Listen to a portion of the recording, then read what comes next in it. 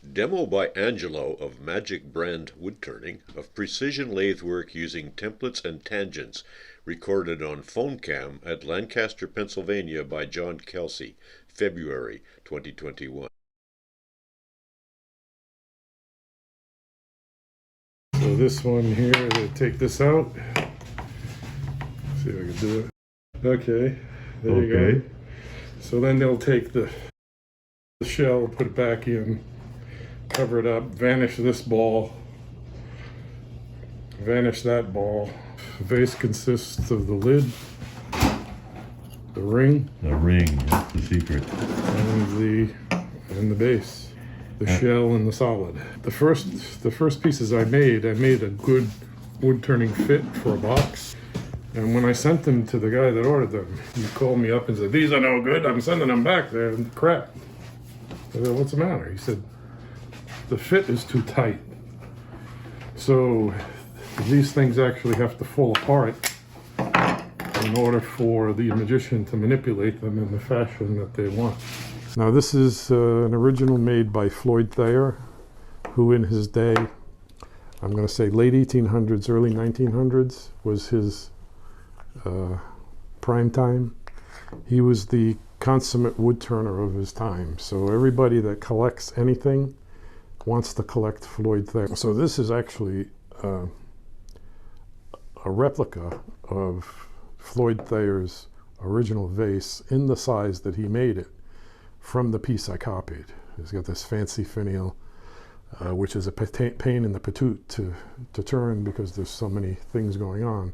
And I favor this kind of ball finial myself. So how did you learn this? I just figured it out. When we moved back to Rhode Island, I got a phone call. So they sent me a sample.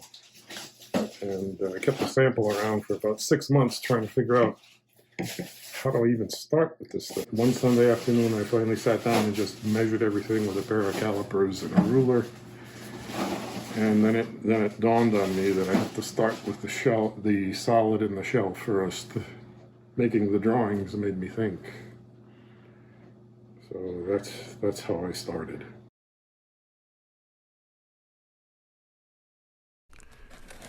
So these are ready to go. These will be the next ones up after I finish what's out in the shed. And they're all different woods. And for me, the tickle was the different kinds of woods and not the actual shape or the turning or what they did afterwards. So I mean, there's just wood in here that's brown mallee burl, red mallee burl, pheasant wood from Hawaii, dyed and stabilized spalted maple, bocote. Okay, so we're going to take out the templates. This is the shell that I turned yesterday. This is the template for the inside of this shell. There's a little 1/4 inch spindle gouge, 1/16 inch parting tool, little 1/2 inch skew, generally used as a scraper, not hardly used as a skew. 1/8 inch parting tool. This is like a 32nd of an inch, specially ground parting tool. French curve scraper, 3/8 spindle gouge, and Ashley Isles beating tool. Here I have the calipers that I use for sizing different parts of the vase when we turn the vase. So the 2-inch diameter outside of the vase, the flat of the parts that fit together for the tenons. Here's the tenons. This is the flat down at the bottom. It's the diameter of that little fillet right there. So this little diameter here. Okay, we're going to do a 2-inch solid ball. The first shape that we're going to turn is an octagon shape. This is half an octagon.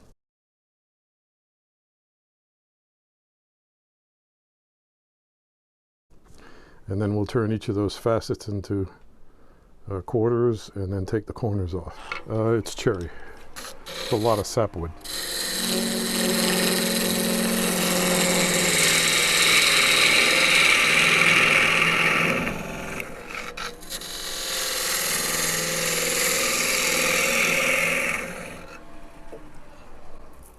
So now ideally this face should be square to that face. First thing to do is turn to the diameter.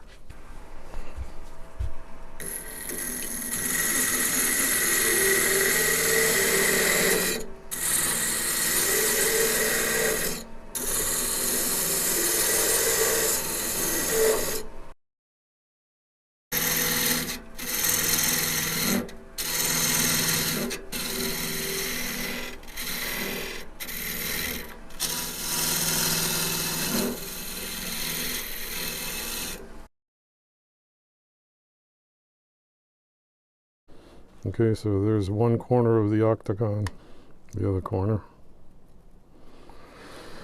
And then down this side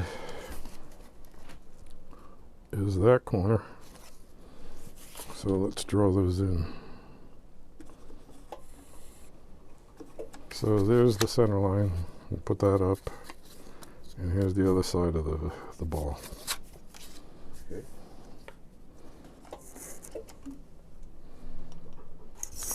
So now what we're going to do is, because the other corner of this facet is in the wood, we're going to turn the tenon to that corner. We're going to turn down to that corner.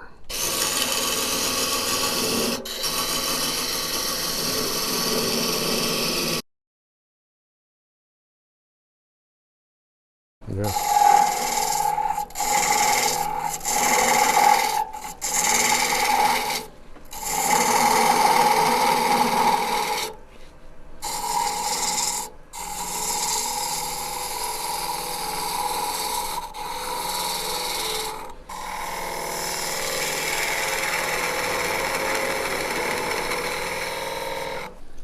Okay, so there are the four equal pieces of that facet.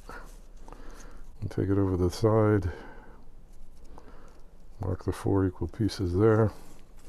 And do the same on this side. At this point and at this point on the facets, it's the true diameter, the true radius. So that's what's nice about turning to tangents, is that you get there right away.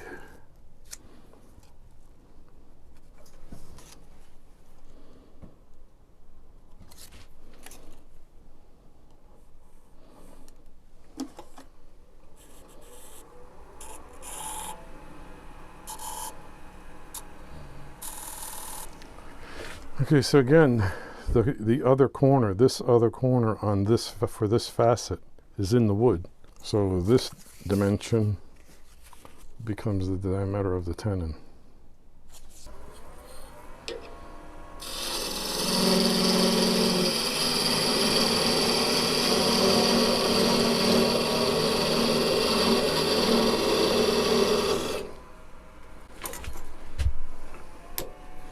Okay, so then we're going to turn the corners away. We'll take that corner, this corner, that corner, and that corner.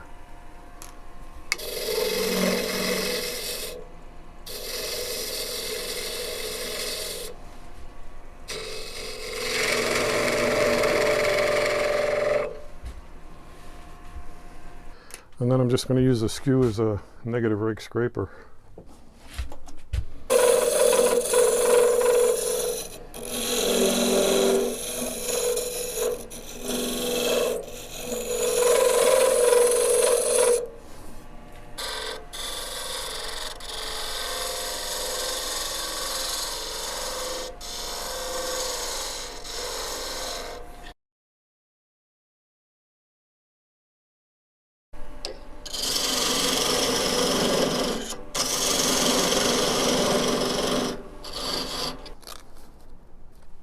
It's a little high on the ends.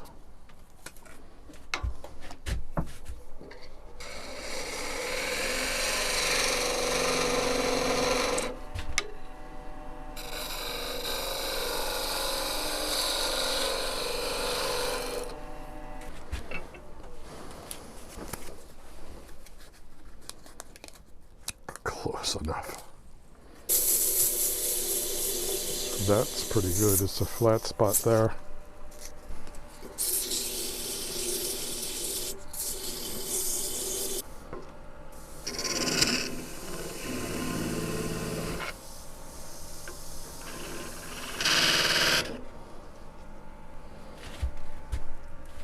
And I just carved that off by hand.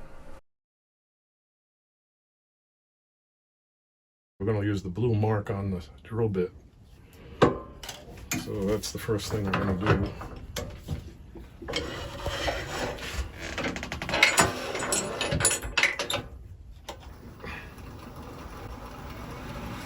Now, is that going to be the final depth, or are you shy of it by some known amount? Yeah, it's shy by something. But like a big something or a little something? A tiny little something. So the next thing we're going to do is we're going to take the template and we're going to scribe the diameter of the shell. And we're going to make that a little bit tight. So it's like a 32nd or less smaller than the outside of that template. So that's the line I'm going to turn to. This is a 1/2 inch spindle gouge. I think this is a detail gouge, a long and strong. So I'm going to go in and make a back cut. Start with the hole between 12 o'clock and 2 o'clock. Rub the bevel in the opposite direction of what we're used to seeing. And we're just going to follow it out to that.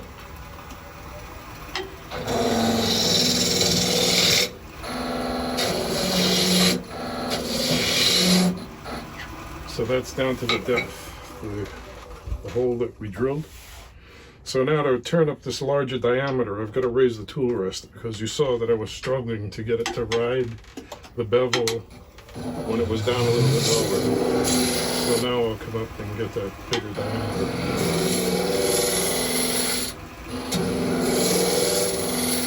The problem with this cut is that the hole is not hemispherical, it's more cone shaped. So at about 45 degrees in there, there's a flat.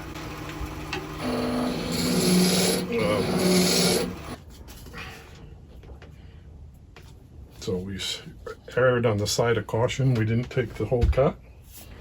And we'll scrape that out with the French curve scraper.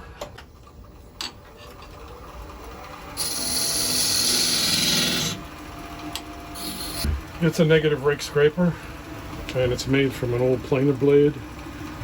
And when I first started making these, because I thought I would need a scraper that traced every radius that I would need to turn, I had a perfect radius ground on them to match the radius that I was turning. So I had 4 scrapers for each vase. And what I figured out is that the closer I came to the true radius of that tool, the bigger the bite and the bigger the catch. So I ended up grinding them into a French curve scraper and using a template.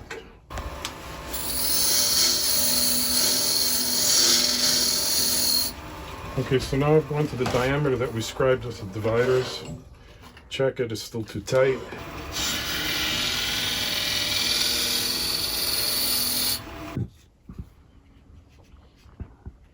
So to me it looks like it's getting caught right here at the edge.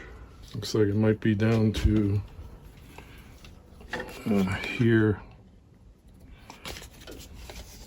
Might be down to there, that it's too tight. I mean, fortunately on this piece I've got plenty of wood. If I need to go deeper to make it right, I could. But sometimes there's just barely enough wood to get the shell out. Check to see the ball fits. The ball doesn't fit because it doesn't fall out, you see? So that's gotta be able to fall out of that shell.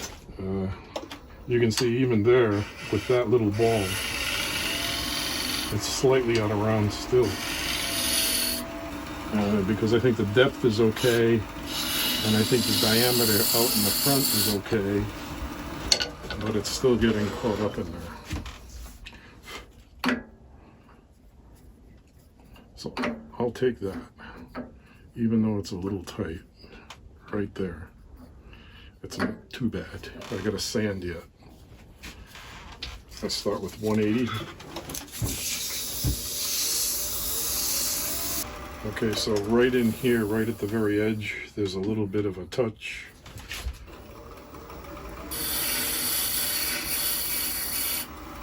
and to turn it away because I couldn't sand it away. I'll go down to 120 on it. See if I can get rid of that touch. Not because it makes any difference to the magician, it just makes a difference to me. Let's sand up to 400 and call it good.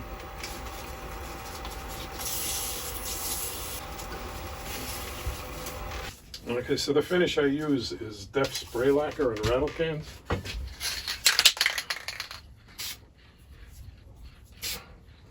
Give it a little spritzing. And then using 4/0 steel wool and paste packs while the lacquer is still wet. And buff that in there.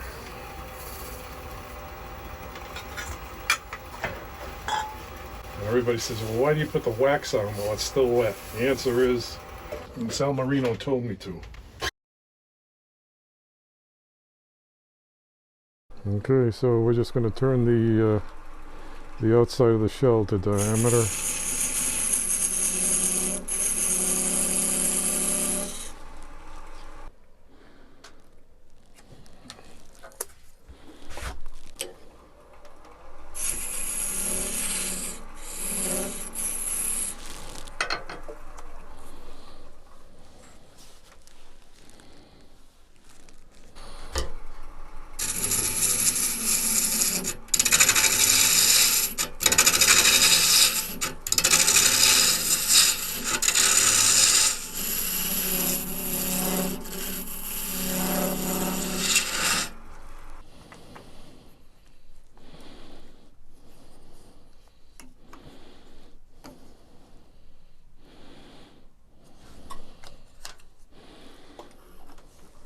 That's the depth of the hollow. Okay, so this is the template I'm going to use to mark where these facets are that I'm going to turn to approximate the outside diameter of the shell. So you can see there's the center line of the radius. This is a little flat spot that'll be included in the ring of the finished piece. I'll turn that diameter at the bottom of that facet. So I'll turn down to that point right there with the parting tool.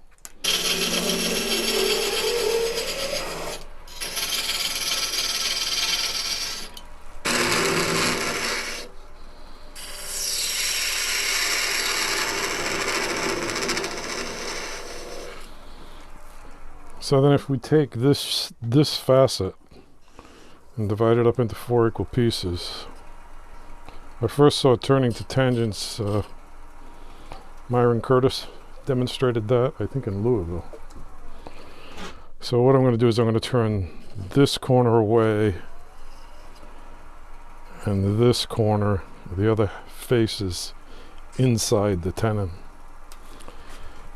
And I think this is called a hexadexahedron when you turn it to 16 sides.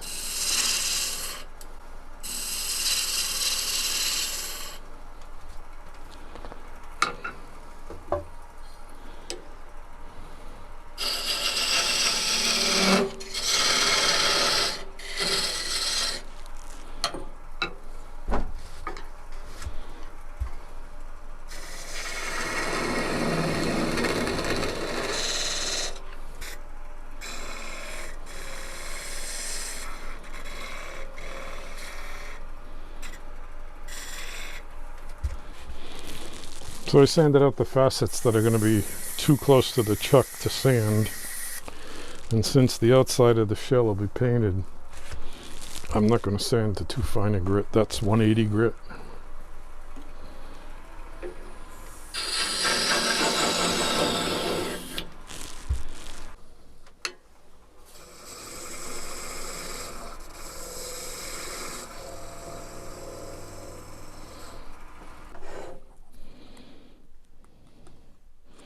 So we're pretty close, we're not right on.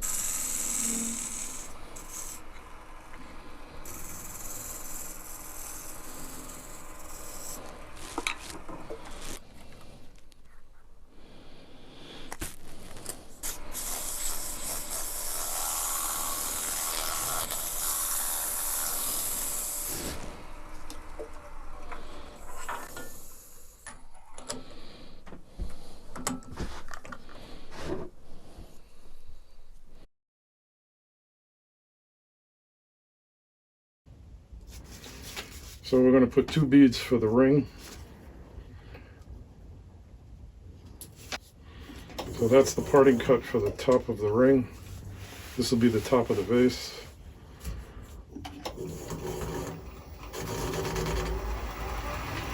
And that'll be the ring.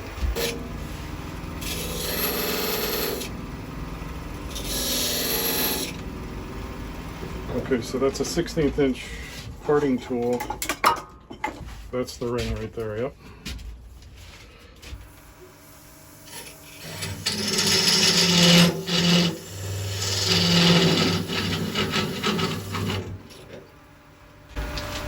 That's the lid.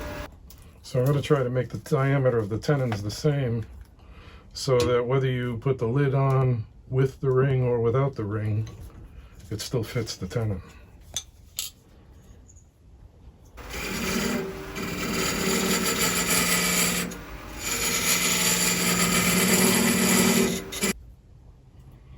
So I'm going from the outside of one side of the shell to the inside of the other side of the shell, so they got a little extra meat.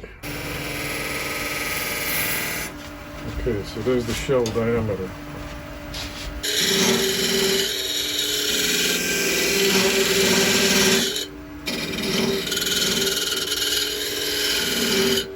Okay, you can see it's getting pretty close to where the mark is for the shell. So I'm going to leave it good and call it good for now.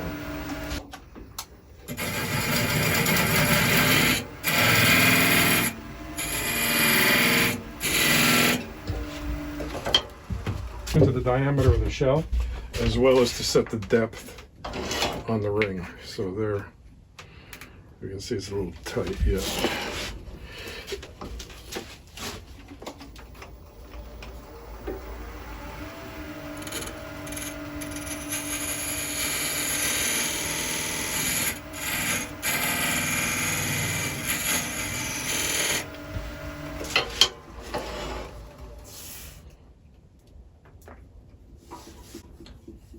That's it.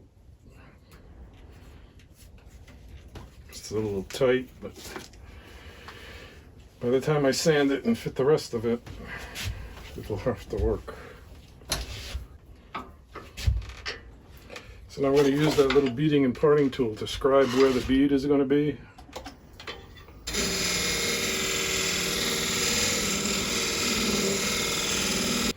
So that's the front part of the bead. And the back is going to be parted off flat.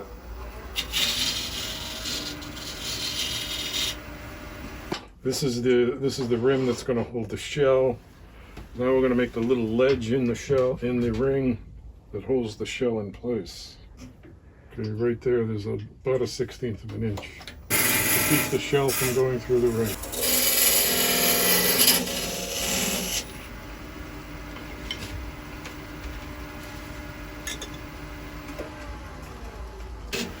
Okay, so that's the tenon for the ring to sit on when we turn the little recess for the bottom of the ring.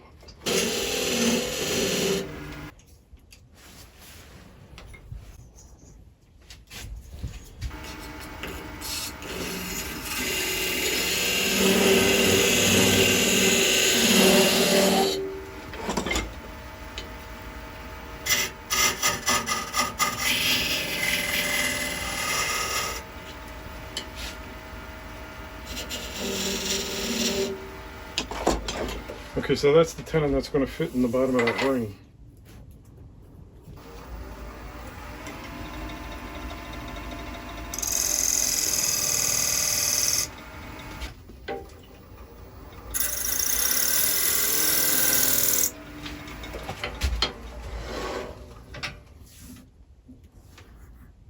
Okay, so what I want to do is I just want to turn the inside of the edge there to fit the ball through.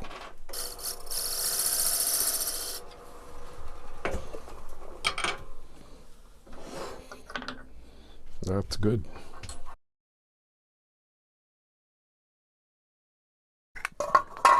Because the curve of the inside of this is roughly parallel to the outside, it's plenty easy to turn, but because you're shoving the shell up higher than the center of the outside, the tendency is to come through on the edge. So the bigger I can start on the outside, the easier it is to turn on that part. Alright, so the first thing I'm going to do is I'm going to true up this surface and then fit the ring into the lid.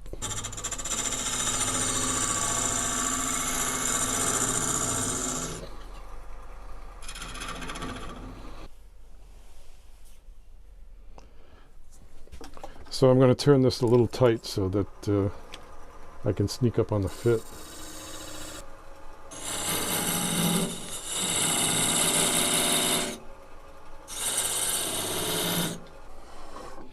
I want this fit pretty tight because in the final turning of the outside of the shape, all three pieces are going to be together between centers. And if they don't fit nicely, then it wobbles around, and got to use paper to tighten up the fit. Okay, so I'm using the corner of the tool to scrape the shoulder and not the cutting edge. In other words, I'm using this corner of the parting tool to scrape that shoulder. So now here's where you make it or break it. You either hit it or miss it.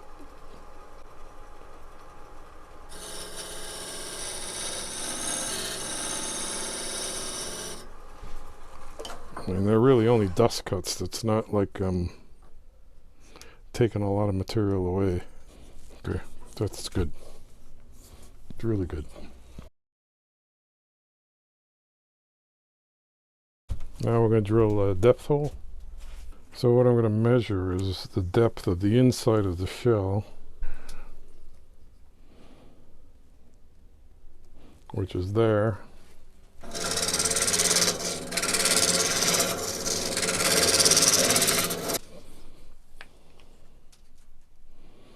So we're down to about a 32nd. So I'll just take that 32nd out of the top there.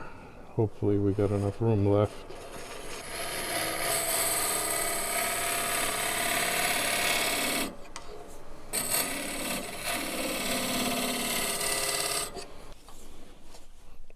Okay, so I'm deep enough, almost, but I'm close enough where I can take the difference out of the ring.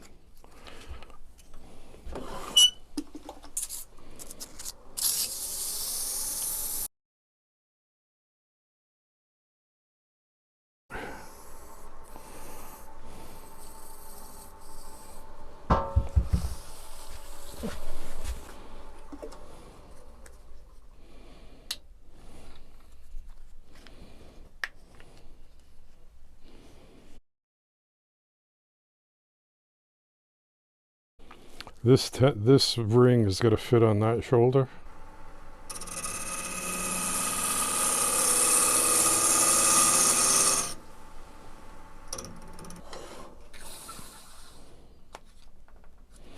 Good enough. I can take the rest off the ring. But you see, now I got a little bit of slop in there, which I don't like.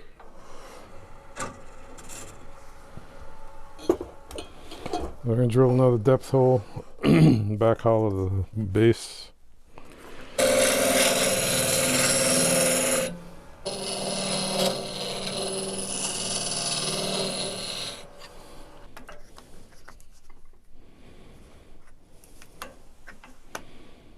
There we go. Okay, so we got the shell, the ring, and the solid ball all nested together. Check the fit. Fit's good. So we're home.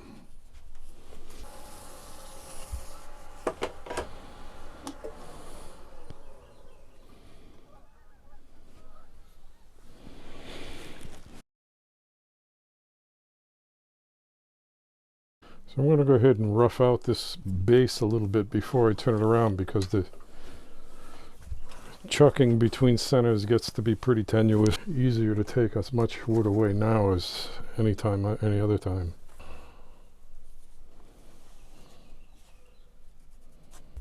But on dark wood, it's easier to use a light pencil.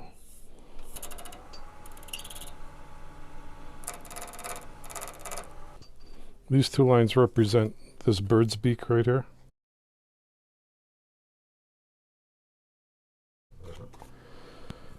So before I turn down to that diameter, I want to check to see how far the hollow goes down. And it's about a 1/4 inch away. So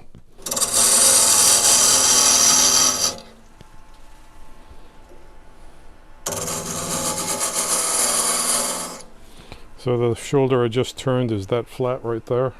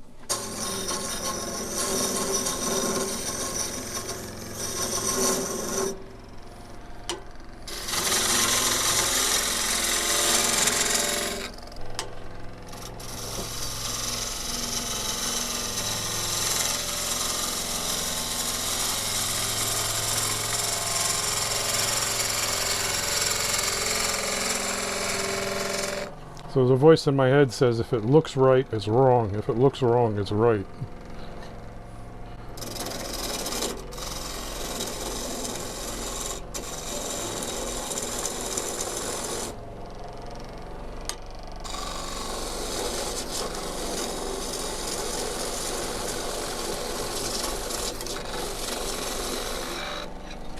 Now the hard part. This template is made to fit that curve when this edge touches the outside of the beak and this edge touches the shoulder. So the center line needs to be always lined up there, and you can tell where the high points are and where they're not. That's also the diameter.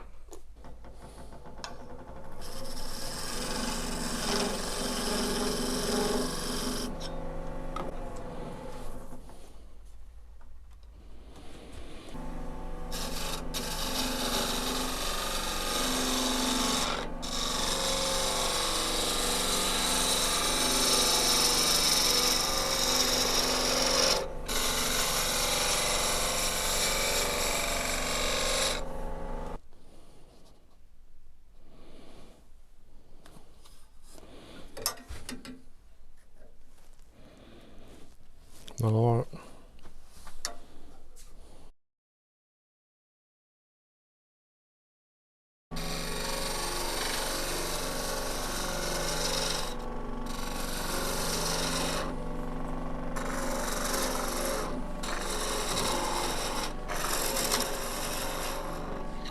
For me, that needs to be about 1/4 of an inch or a little less. Let's see what we got. We got almost 3/8 here.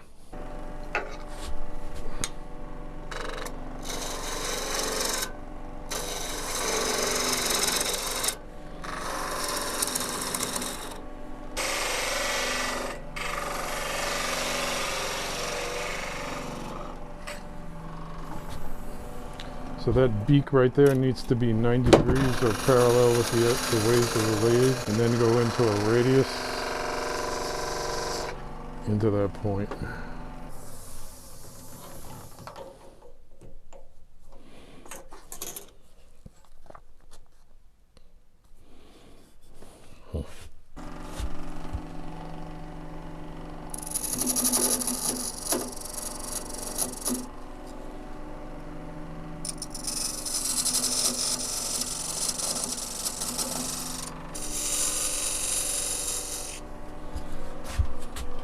Three grooves on the bottom.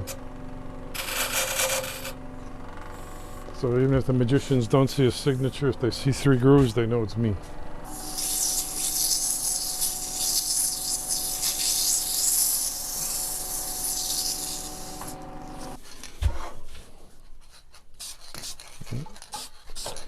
Oh, that's so pretty. Pretty good. Yeah, this one will stay with me.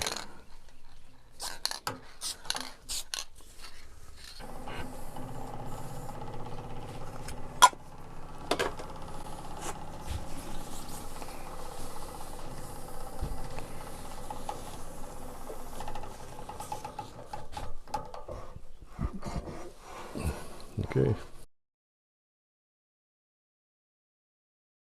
Got the bottom done, except for the very underside. The ring is mostly done. The shell is done, and we were working on the lid.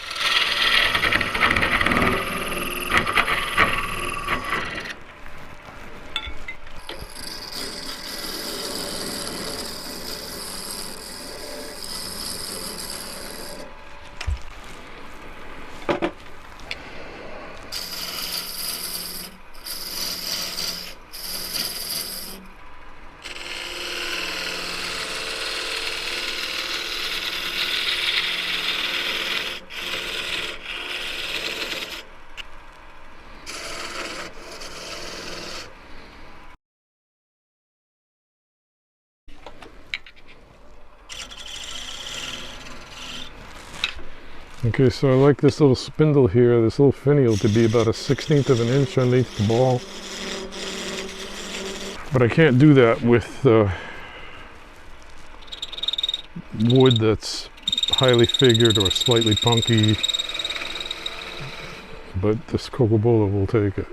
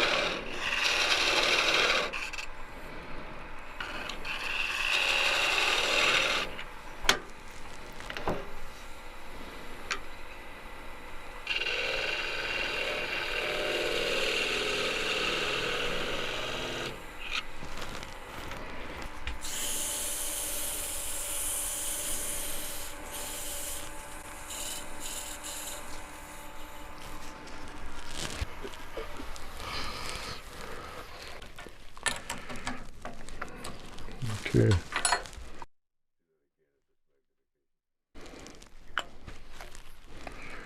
Okay, the base, the solid ball, the ring, the shell, and the lid.